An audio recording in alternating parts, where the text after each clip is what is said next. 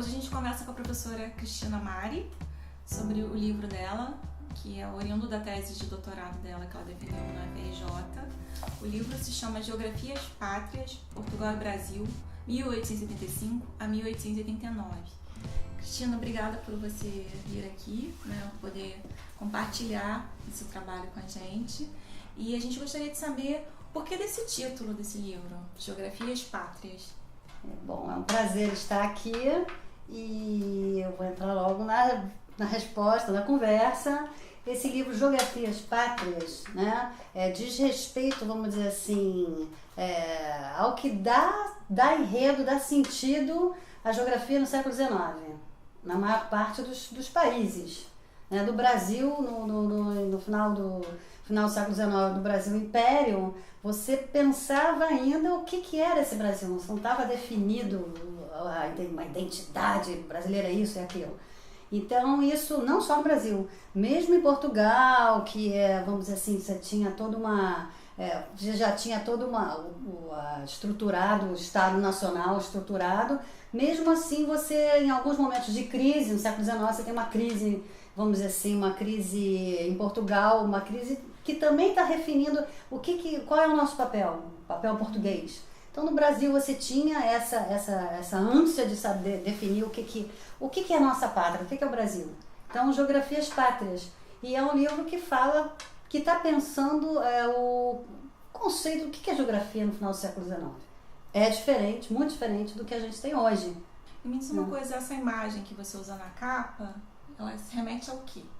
Essa imagem, ela diz respeito a uma sociedade de geografia, está retratando uma sociedade de geografia. O que é isso? É um encontro? É um encontro político, sobretudo político, louvando as explorações, vamos dizer assim, as explorações que Portugal estava executando na África. Então, isso, nessa foto você tem a figurinha da África, o desenho a representação da África. Representando o continente africano.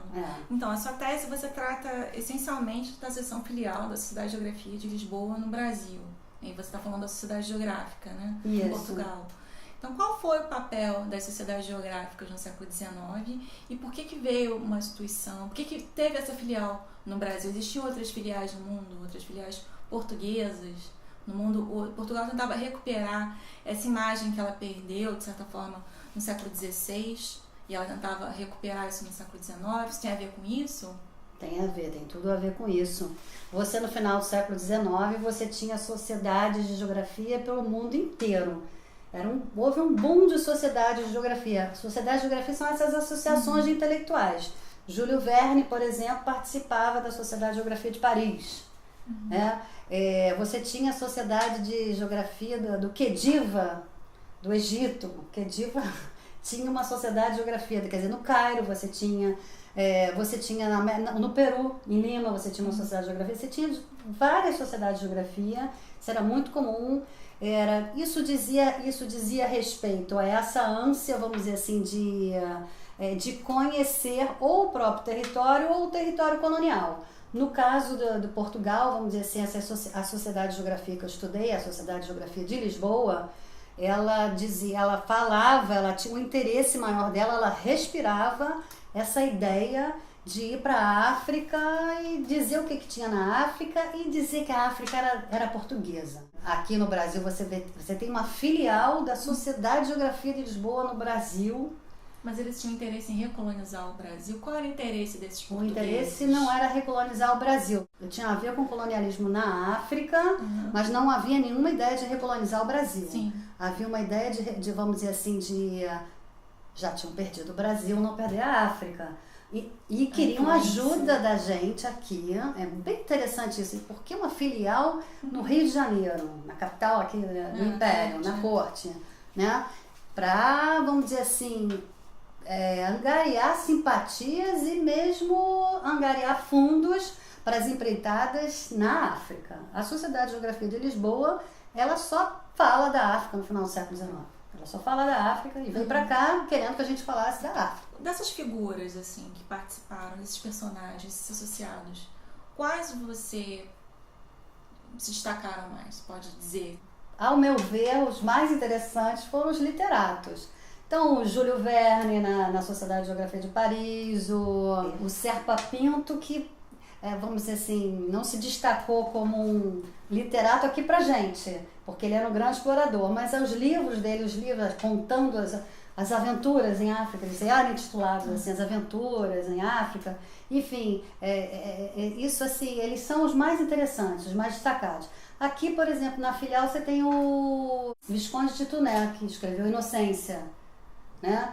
Esses são, ao meu ver, os que eu mais gostei, são essa maneira de fazer geografia, vamos dizer assim, que eles estavam descrevendo o território, estavam descrevendo o que era o Brasil, o que era a África, a partir dos romances deles. Né? Mas eles faziam também livros, vamos dizer, de relatos de viagem, enfim. O Visconde de Tuné teve na Guerra do Paraguai, então a retirada de Laguna, né? Ele está escrevendo, vamos dizer assim, ali era uma geografia, ali estava falando sobre o Brasil, ele estava na Sociedade de Geografia, então assim, nessa sessão de Lisboa, então assim, outra figura dessa família geográfica, vamos dizer assim. Você até trouxe o livro dele, né? Trouxe. O Augusto Emílio Saluar, o Dr. Benignos, né? Que é uma obra de ficção científica. A primeira, parece que a primeira ficção científica no Brasil é o Dr. Benignos. É uma história desse Dr. Benignos que tá num balão, vamos dizer assim, percorrendo parte do Brasil, descrevendo o Brasil. Ele estava nessa sessão, ele era português, enfim.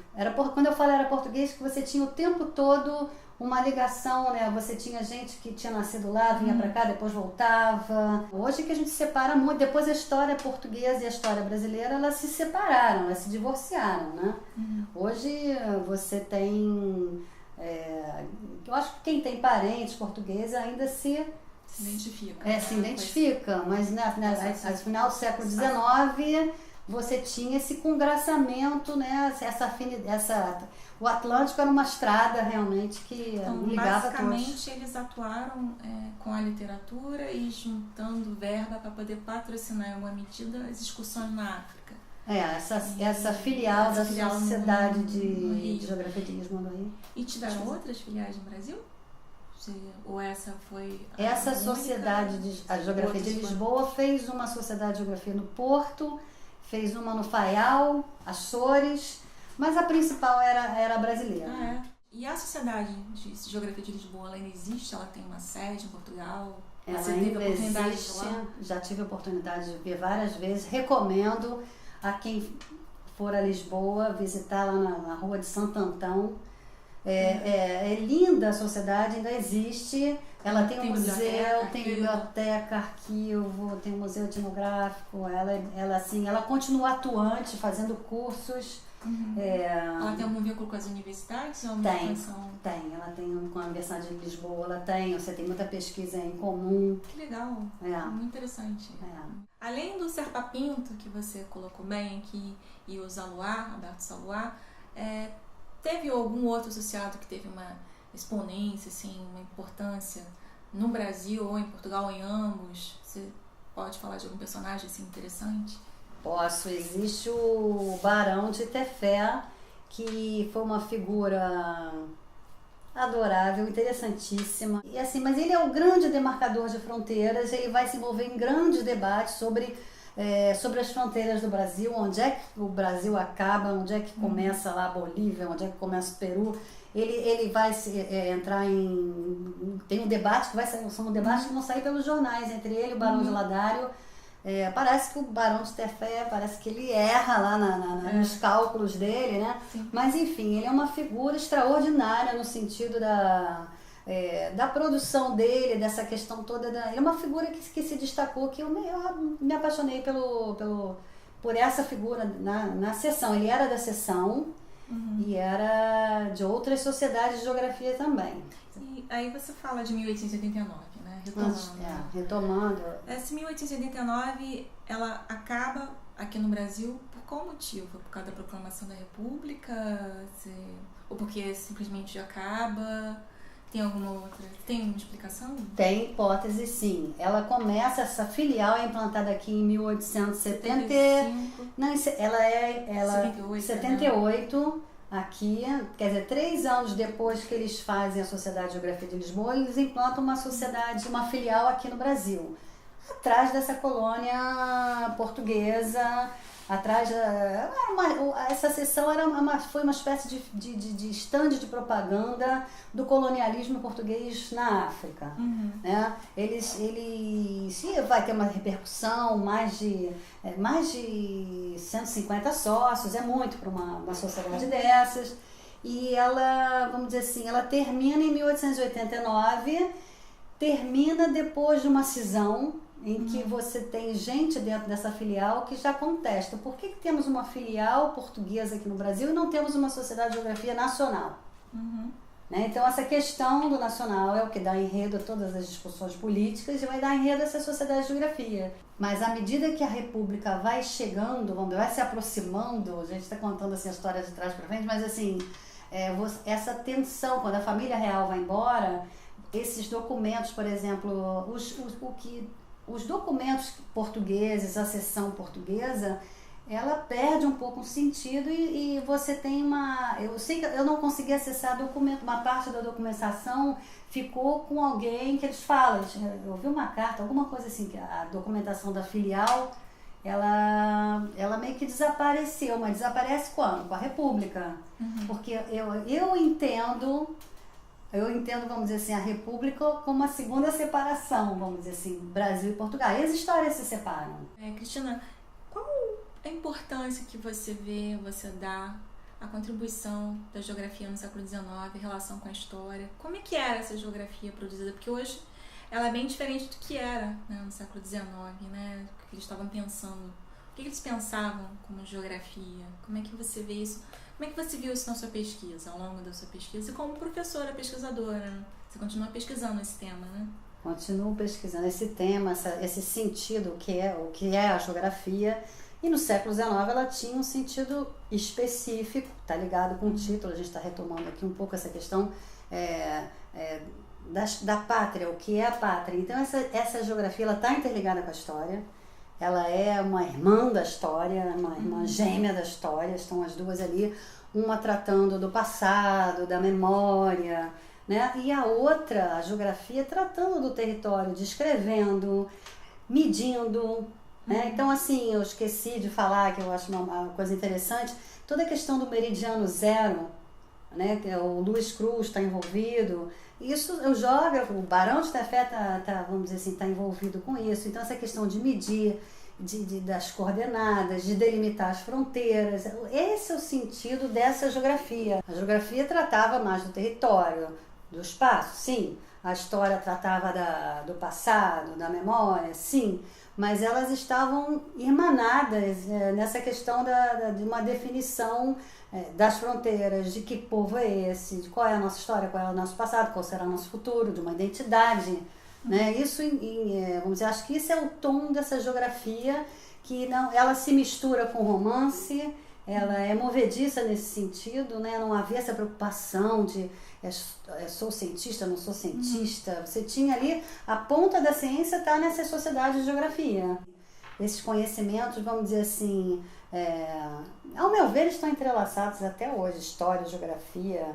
Acho difícil a separação, mas hoje você tem as especializações, vocês têm... É outra coisa, vamos dizer assim, outro momento a partir da profissionalização, quando você, no século XX, você tem as universidades, aí você vai formar o geógrafo, o historiador, se bem que começa junto aqui, né? Só separa na década de 50, aqui no Brasil as universidades, as faculdades só vão separar na década de 50.